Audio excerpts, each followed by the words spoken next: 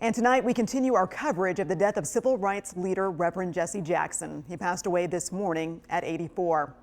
And thanks for joining us tonight at 10. I'm Carla Wade. I'm Guy Rawlings. Reverend Jackson spent the vast majority of his life advocating for the rights of others, something that transcended Alabama and our nation.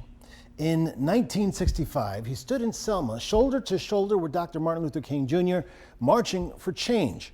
6 months later, he joined King's Southern Christian Leadership Conference, the youngest staff member at the time. Jackson would also make several trips here to Birmingham, whether it be for the push for civil rights or making a name for himself on the presidential campaign.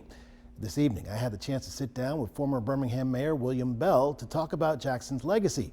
He believes the late Reverend's impact will live on for generations to come.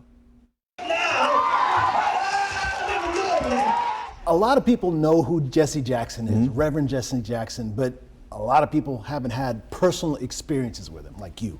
Yeah, well, the first time I ever met Reverend Jackson was when he was a young man and I was a little kid, when Dr. King had come to Birmingham and was speaking, and Reverend Jackson wasn't prominent like he is now. He was just a worker bee in the organization.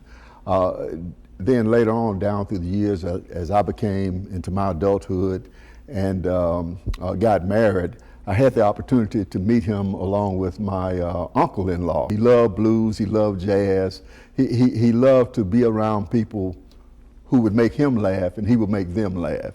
It seems like he was important, an important bridge between marching and actual political power. Reverend Jackson exemplified that, not just the action, but how do you sit down in the boardrooms? How do you sit down in the power rooms to really make things happen?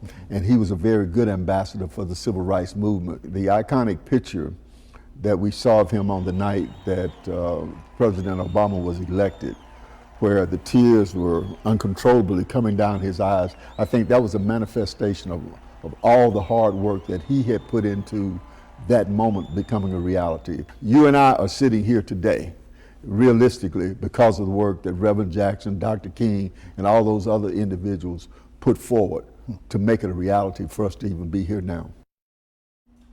Jackson's family says public observances for the Reverend will be held in Chicago in the coming days. Further funeral details will be shared by his organization, the Rainbow Push Coalition.